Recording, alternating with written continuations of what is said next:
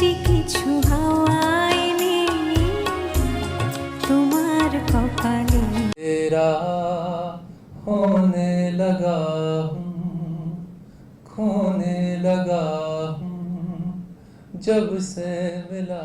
Hello my lovely viewers, আসসালামু আলাইকুম। বাংলাদেশে মামলা লন্ডন। আজকে হচ্ছে ছুটির দিন। আজকে আমাদের একটা জায়গায় ঘুরতে যাওয়ার কথা। তো সেই জন্য ভাবলাম যে আস্তে আস্তে রেডি হই। আমাদের বাসা থেকে বের হতে হতে 12টা বেজে যাবে। তো সকালবেলা আমার হাজব্যান্ডকে নাস্তা রেডি করে দিলাম। ও তো প্রত্যেক দিনের মতো রুটি, সবজি, ডিম ভাজি এগুলো খায়। আর আমি নিয়ে নিলাম ব্রেড টোস্ট করে নিলাম, একটা ডিম পোস্ট করে নিলাম, আর বিনস নিলাম, আর বাচ্চারাও খেয়ে নিয়েছে।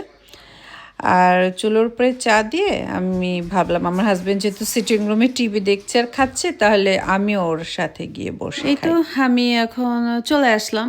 আমরা আজকে একটা সি সাইডে যাব। আমার হাজব্যান্ডের সিরাজগঞ্জের একটা গ্রুপ আছে, সে তাদের সাথে যাব। তো যে যার মতো করে চলে যাবে, আর কি কি হবে সেগুলো আগেই সবার সাথে গ্রুপ কলে ডিসিশন হয়েছে আর কি। তো যাওয়ার পরে আপনারা দেখতে পারবেন যে আমরা কি আনন্দ করলাম। যদিও গত ব্লগে বলেছি মনটা অনেক দিন ধরে খারাপ যাচ্ছে, তারপর আল্লাহ ভরসা, আল্লাহ সব কিছু ধীরে ধীরে ঠিক করে দেয়। আসলে বাবা মা হতে গেলে দেখা যায় অনেক রকম টেনশনে ভুগতে হয়। বাচ্চা কম কথা বলে কেন সেটাও হয়ে গেছে এখন একটা টেনশন। এই টেনশনটা আবার শুরু হয়েছে আয়াসকে নিয়ে। আয়াস কেন কম কথা বলে, আয়াস কেন মানুষের সাথে মিশতে পারে না, এগুলো নিয়ে আমাদের মধ্যে একটা বিরাট বড় টেনশন এখন কাজ করছে। তো অনেক রকম প্রবলেম হয়েছে এরই মধ্যে। তো আল্লাহ চাইতো আল্লাহ ইনশাল্লাহ সব ঠিক করে দেবেন। আমি তো যতটুকু সময় দেওয়ার বাচ্চাদের দিই, আপনারা হয়তো বা খেয়াল করেছেন, আমি কিন্তু বাইরের মানুষদের সাথে খুব কম মিশি আগে থেকেই। এটা বলা যেতে পারে আমি ছোটোবেলা থেকেই, মানে আমার কিছু সিলেক্টেড পিপল আছে, তাদের ছাড়া বাইরের কারোর সাথে অত মেশা হয় না, আসলে সময় হয়ে ওঠে না। তো এখনও কিন্তু সেরকমই, এখনও দেখা যায় আপনারা সবাই চেনেন আমি কাদের সাথে মিশি। আমার সবার কথাই মনে পড়ে যে সবার সাথে একটু মিশা দরকার, আসতে বলা দরকার, আমার যাওয়া দরকার, কিন্তু আমার আসলে সময় হয়ে ওঠে না। এই বাসায় এসে বাচ্চাদের নিয়ে ব্যস্ত থাকা, হাজব্যান্ড আসলে ওকে নিয়ে একটু ব্যস্ত থাকা, সব কিছু মিলে দেখা যায় নিজের জগৎটা এই বাসার মধ্যেই আমি সীমাবদ্ধ করে রেখেছি। আর বাহির বলতে আমার কয়েকজন হাতে গোনা ফ্রেন্ড আর আমার ওই আপার বাসা, এই আর রেহানা আপাকে তো চেনেন, এই কয়েকজনের সাথে আমার ঘনিষ্ঠতা, বোনদের সাথে কথা বলা, শ্বশুরবাড়ির সাথে একটু ফোনে গল্প করা, এই হচ্ছে আমার অবস্থা। তো আল্লাহ ভরসা। আসলে বেশি চঞ্চল বাচ্চা হলেও সমস্যা, বেশি কোয়াইট বাচ্চা হলেও সমস্যা। জানি না আদিয়ান বড় হলে আবার কোন সমস্যা শুরু হয়, তবে আশা করা যায় আদিয়ানকে নিয়ে কোনো রকম প্রবলেম হবে না, কারণ ও খুব চঞ্চল, খুব জ্ঞানী। আদিয়ান অনেকটা আমার মতোই হয়েছে আলহামদুলিল্লাহ। আয়াজ সম্পূর্ণ ওর বাবার মতো হয়েছে, ওর আব্বুও কিন্তু কারোর সাথে অত সহজে মিশতে পারে না। আর আদ্রিতা আমাদের দুজন মিলেই হয়েছে, এরকম আর কি অবস্থা। তো দেখা যাক। তো আমরা চা খেয়ে, নাস্তা খেয়ে অনেক গল্প করলাম, রেডি হব না। আমরা একটু সকালবেলা উঠি, তো দেখা যায় সকালটা আমাদের জন্য অনেক দীর্ঘ সময় হয়ে যায়। অনেকে আছে না যে একটু দেরি করে উঠে 10টা 11টায়, সকালটা ওনারা বেশি পায় না। আমাদের জন্য অনেক বড় থাকে সবসময় সকাল, আর ছুটির দিন হলে তো কথাই নেই। তো আমরা আস্তে আস্তে রেডি হলাম। আসলে রেডি হওয়া আমার তো সব গুছানো থাকে, বাচ্চাদের বাইরে যাওয়ার পোশাক এক জায়গায়, আমি কোনটা পরবো। তো আমি খাদি থেকে রিসেন্টলি একটা ড্রেস কিনেছি, সেটাই আজকে পরবো বলে ইচ্ছে প্রকাশ করলাম। এই ড্রেসটা আমি আমার ফ্রেন্ডের জন্য কিনেছি, আমার খুব ক্লোজ ছোটোবেলার বান্ধবীর সাথী, ও এখানেই থাকে। ও আবার আমার পছন্দকে খুব প্রাধান্য দেয়, মানে ও সবসময় বলে তুই আমাকে যেটা কিনে দিস, আমি যেখানেই সেটা পরে যাই, সবাই খুব অ্যাপ্রিসিয়েট করে যে ড্রেসটা আপনাকে কে দিয়েছে বা কোথা থেকে কিনেছেন, এত সুন্দর। তো মানে এক কথা বলতে ও আমার বোন, মানে বোনকে আমি পাঠালাম আর বোন এত খুশি হয়। মানে আমি একটা ড্রেস কিনেছি, তো ওকে আমি ক্যামেরায় দেখাই যে দেখ ভিডিও কলে এটা আমি কিনেছি। ও যদি বলে এটা খুব সুন্দর, তো আমি ওকে পোস্ট করে দিয়ে দিই। মানে ও তো সুন্দর বলেছে, ও পে করে দেয়, কিন্তু পে করাটা তো আসলে ইম্পর্টেন্ট না। দেখা যায় যে আমার পছন্দের জিনিসটা ওকে দিয়ে দিলাম। আমার মনে হয় যে না, ও খুশি থাকুক, ওকে আমি অনেক বেশি ভালোবাসি। তো এই গ্রিন ড্রেসটা একদম সেম ওড়না দিয়ে ওকে আমি কিনে দিয়েছি। আসলে খাদির জামা কাপড়গুলো হয় কি, আমি একদম খাদির অপোজিটে থাকি, তো আমি সবসময় পেয়ে যাই সব কিছু ম্যাচ করে। ও যেমন একটু দূরে থাকে বা আমার আরও বান্ধবীরা দূরে থাকে, ওরা সবসময় আসতেও পারে না, ম্যাচিং ঠিকমতো করতে পারে না। আর অনলাইন থেকেও দেখা যায় অনেকে পোস্ট করে আনতে চায় না। অনলাইনে খাদির পোস্টাল ফিটাও কিন্তু একটু বাড়িয়ে দিয়েছে। তো আমি আমার বান্ধবীর, এমন একটা বান্ধবী, আমি ওকে সে কথাটা শেয়ার করি নাই। ওর গ্রিন সালোয়ারটা আমি শপে মেলাতে পারছিলাম না, আমার জন্য কিনে ফেলেছিলাম, ওর জন্য না। তা আমি আবার সেটা অনলাইন থেকে আলাদা করে সালোয়ারটা অর্ডার করে নিয়ে আসছি। তো সেই জন্য ওকে আমি আর বলিনি যে এখানে আমার খরচ হয়েছে বা কিছু। আমি বললাম যে নে, তোর সব কিছু ম্যাচ করে নিয়ে এসছি, এই নে। ওর বাসায় পোস্ট করে দিয়েছি। ও দেখলাম অনেক খুশি হয়েছে। শুধু এটা না, ওর জন্য আরেকটা ড্রেস পাঠিয়েছি দেখার মতো সুন্দর, ও খুব বেশি পছন্দ করেছে। আবার বলে যে তুই আরও সুন্দর সুন্দর পেলে আমাকে বলবি, আমি নিব। মানে ও খুব পছন্দ করে আমার পছন্দগুলো, সেই জন্য আমার খুব ভালো লাগে। আমরা কিন্তু রেডি হয়ে এর মধ্যে বের হয়ে গেলাম। খুব সিম্পল একটা ড্রেসের জন্য এতগুলো কথা বললাম। আমার কাছে ভালো লাগে সিম্পল জিনিসপত্র পরলেও। দেখা যায় সি সাইডে গেলে তো লং ড্রেসগুলো অনেকে প্রেফার করে। আমার লং ড্রেসটা তো পরা হয় না, আমার আছে লং ড্রেস কিন্তু আমার পরা হয় না। আমার মনে হয় একটু সিম্পলের মধ্যে ড্রেস পরে গেলে আমি একটু স্বাচ্ছন্দ্য বোধ করি। তো আমরা বাসা থেকে রওনা হয়েছি। তারপর আমার হাজব্যান্ড বলল যে লং ড্রাইভ তো 1.5-2 ঘন্টার মতো লাগবে, একটা কফি নিয়ে নিই, খেতে খেতে দুজনে যাই। বললাম ঠিক আছে, ছুটির দিন, কোনোই সমস্যা নেই, নিয়ে নাও। তো একটা কফি নিয়ে নিল। আমরা এখন যাচ্ছি যাচ্ছি গল্প করতে করতে যাচ্ছি। আমাদের সেখানটায় যেতে যেতে আরও কিছুক্ষণ সময় লাগবে। মানে যা যা নিব সেগুলো রাতের বেলায় গাড়িতে নিয়ে রেখেছি। যেমন চেয়ারগুলো আমার নিয়ে যেতে হয়, বাচ্চাদের বল, বাচ্চারা বালু দিয়ে একটু খেলে, সেই প্লাস্টিক বালতি টাইপের, এগুলো নিয়ে যেতে হয়। তারপর দেখা যায় গাড়িতে পানিটা ঠিকমতো আছে কি না।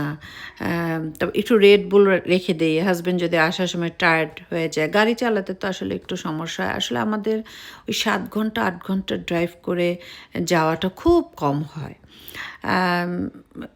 গিয়েছিলাম আমরা ওয়েলসে একবার, ক্যাম্পেইনে গিয়েছিলাম, সেখানটায় মানে 7-8 ঘন্টা লেগেছিল এবং মোটামুটি ভালো লেগেছিল। সেই সময়টা আদিয়ান খুব ছোট ছিল, একদম 1 বছরের মতো বলা যেতে পারে। আমার খুব বিরক্ত লাগছিল যে নেটওয়ার্ক কাজ করছিল না, এত দূরের রাস্তায় প্রথমবার এসছি।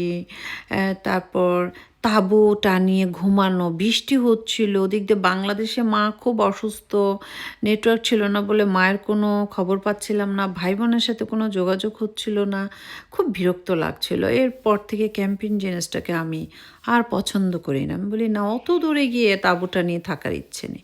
আমরা চলে আসলাম এই বীজটাতে। এর আগেও আমরা একবার এসেছি এবং ওনাদের সাথে এসেছি, আবারও এবার এসেছি। আসার পরপরই তো আমার বাচ্চারা পানিতে নামার জন্য বায়না, কিন্তু আমি তো সমুদ্র খুব ভয় পাই। আমার হাজব্যান্ডকে বললাম যে একদম সামনে ছাড়া কিন্তু ওরা এলাও না, তুমি দেখে রেখো প্লিজ। আর এখানে সব ভাবিরা চলে আসছে, খাবার দাবার, অনেক রকম খাবার দাবার আয়োজন।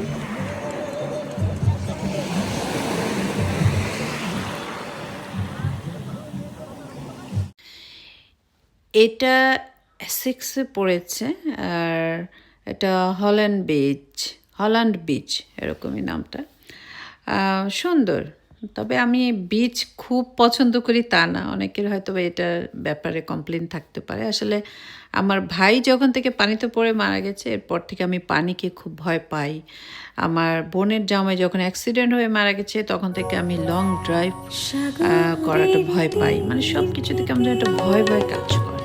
মিষ্টি কিছু হাওয়ায় নেই, তোমার কপালে ছোঁয়াবো গো, ভাবি মনে।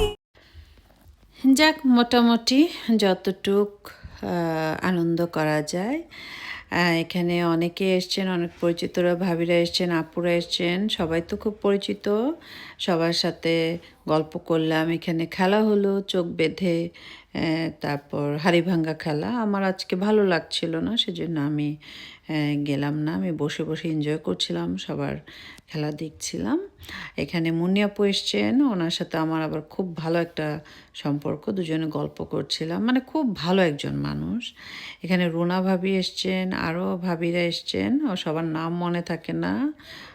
অনেক পছন্দের সবাই, আমাদের পছন্দের দুলাভাই এসছেন। দুলাভাইয়ের ওয়াইফ তো আমার খুব পছন্দের মানুষ, ওনার নাম আমি প্রত্যেকবারই ভুলে যাই। তো এখানে এখন বারবিকিউ হচ্ছে। আমরা কিন্তু একবার বিরিয়ানি টাইপের খিচুড়ি বা বিরিয়ানি যেটাই বলেন, চিকেন দিয়ে তৈরি করা ছিল, সেটা খেয়েছি। তারপর বারবিকিউ ছিল, তারপর ওয়াটারমেলনটা এত সুস্বাদু ছিল। ওয়াটারমেলনে আমার খুব প্রবলেম হয়, যদি ওয়াটারমেলন চা বারবিকিউ খাই আমি অসুস্থ হয়ে যাই। তো আমি ভেবেছিলাম যে না, আমি খাবো না, কিন্তু আমি সবার মানে খাওয়া দেখে আমারও খেতে ইচ্ছে করলো যে না, ওরা যেহেতু খাচ্ছে আমিও খাবো এরকম। তো বাচ্চারা ফুটবল খেলছিল, বাচ্চারা পানিতে গোসল করার পর ওদের আবার চেঞ্জ করে দিলাম, ড্রেস নিয়ে এসেছিলাম।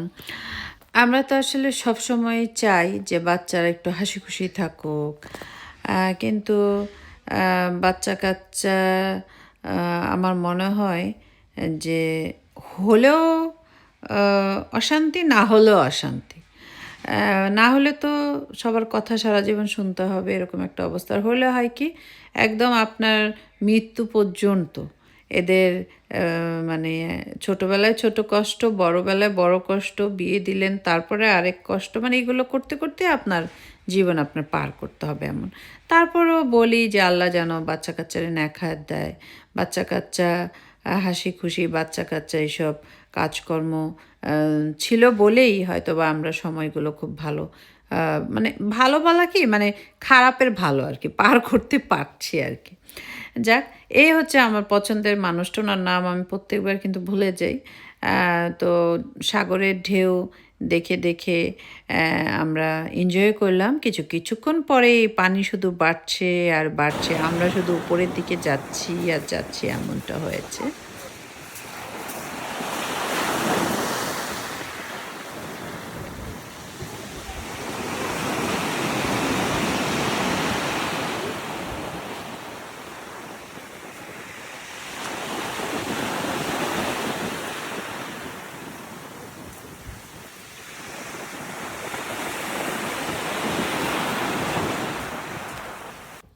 এই মধ্যে রোমানার রান্নাবান্না, রোমানা আপু চলে গেলেন এই পৃথিবী মায়া ত্যাগ করে, ইন্না লিল্লাহি ওয়া ইন্না ইলাইহি রাজিউন। তার জন্য অনেক অনেক অনেক দোয়া। তার জন্য খুব মন খারাপ হয়েছে আমার, যে খুব অল্প বয়সে আপু চলে গেলেন। তারপর আবার দেখলাম যে আমাদের বাঙালি কমিউনিটির মধ্যে দুজন মা মেয়ে তার বোনের ছেলেকে বাঁচাতে গিয়ে তারাও চলে গেলেন সমুদ্রের ঢেউয়ে, তাদের জীবনও চলে গেল। সব কিছু মিলে আসলে মনটা খারাপ হয়ে গিয়েছে যে ফেসবুক খুললেই এই নিউজগুলোই সামনে আসছে, আর বাংলাদেশে তো স্যাড নিউজের অভাব নেই। তো খুব খারাপ লাগলো যে বোনের ছেলেকে বাঁচাতে গিয়ে তারা দুজন চলে গেলেন। কত সুন্দর সুখী সংসার ছিল তাদের। আবার আরেকটা ফ্যামিলি দেখলাম যে ওনারা সৌদি আরবেই থাকতেন, ছেলে ফিনল্যান্ডে চলে যাবে 3-4 দিন পর, সেই জন্য ওনারা ওমরা করতে যেতে চাচ্ছিলেন। ওমরা করার সময়, যাওয়ার সময় আর কি, ওনার হাজব্যান্ডই ড্রাইভ করছিল, পেছন দিক দিয়ে গাড়ি এসে মা, মেয়ে আর ছেলে, যে ছেলেটা ফিনল্যান্ডে যাওয়ার কথা ছিল, 3 জনই মারা গেল। আর বাবা ড্রাইভ করছিলেন, আর বড় ছেলেটা সামনে ছিলেন, তারা 2 জন বেঁচে আছে, যদি একটু ইনজিওর হয়েছে কিন্তু বেঁচে আছে। এই যে এই কাহিনীগুলো দেখলে এত খারাপ লাগে জানেন। তো অনেক দোয়া তারা যেন বেহেশতের সর্বোচ্চ পর্যায়ে চলে যায়। আর মনে হয় যে এই যে ফেসবুক খুললেই যে দেখছে একজন একজন করে চলে যাচ্ছে, আমাদের জন্য কবে সিরিয়াল চলে আসে এরকম। তো এই তো আমাদের দুলাভাই খুব ভালো একজন মানুষ। এখন উনি একটা গান শোনাচ্ছেন সবাইকে, গান বা কবিতা এরকম।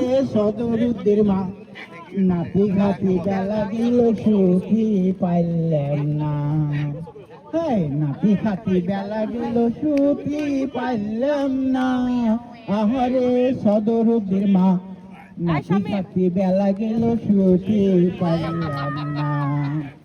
আরে সকালের হয়ে চাল সকালের বাচ্চাচি আমার রান্দে লাইটের বেলা ও বেলা আয় চাচা আইসা খালি খালি চাচি রে দেয় খেলা খেলা আই চাচির কপালে আল্লাহ সুখ তো লেখলো না আহারে সদর দিমা নাতি খাতি বেলা গেল শুনতে পাইলাম না নাতি খাতি বেলা গেল শুনতে পাইলাম না আহারে সদর দিমা নাতি খাতি বেলা গেল শুনতে পাইলাম না ধন্যবাদ অনেক ধন্যবাদ আমরা সব পর্ব শেষ করলাম। বার্গার ছিল, অনেক খাবার ছিল, তারপর চা, এই দুলাভাই আর আপু তারা দুজন মিলে চা নিয়ে আসছিল, চাও খেলাম একটু, যেটা যেটা আমার নিষেধ, যে দুধ চা, ওয়াটারমেলন, বাসায় চা খেয়েছি, কফি খেয়েছি, সেগুলো খেলাম। আমি তো জানি আজকে আমি অসুস্থ হবই। তারপর আর কি খাওয়া সবার দেখা দেখি, এই তো সবার কাছ থেকে বিদায় নিয়ে আমরা বাসার দিকে রওনা হয়েছে। আবার সে 1.5-2 ঘন্টার মতো লাগবে। বাচ্চাদের হলিডে টাইম, এখন স্কুল হলিডে 1.5 মান্থের মতো থাকবে। তো সব সময় মানে কোথাও না কোথাও যাওয়ার চেষ্টা করতে হবে, বাচ্চারা যাতে খুশি থাকে। এখানে আসলে যাওয়ার মতো জায়গারও কিন্তু বড় অভাব। দেখা যায় আপনি সিসাইডগুলোতে গেলেন, আপনি মুভি হলে গেলেন, বাচ্চারা শপিং সেন্টারগুলো তো পছন্দ করে না। তারপরও আইডিয়া আমি চাচ্ছি আর কোথায় কোথায় গেলে ভালো হয়। জুগুলোতে নিয়ে গিয়েছে, আবার না হয় যাব। তো এখন আমাদেরও খুঁজে বের করতে হবে যে আসলে কোথায় কোথায় গেলে আমার ছেলেরা খুশি হবে। এটা আমরা গল্প করতে করতে স্টার্ট ফোর্টের দিকে চলে আসছি। আর আজকে সবার সাথে অনেক দিন পর দেখা হয়, আমার খুব ভালো লেগেছে। তো সবাই খুব ভালো থাকবেন, আমাদের জন্য দোয়া করবেন। আল্লাহ হাফেজ।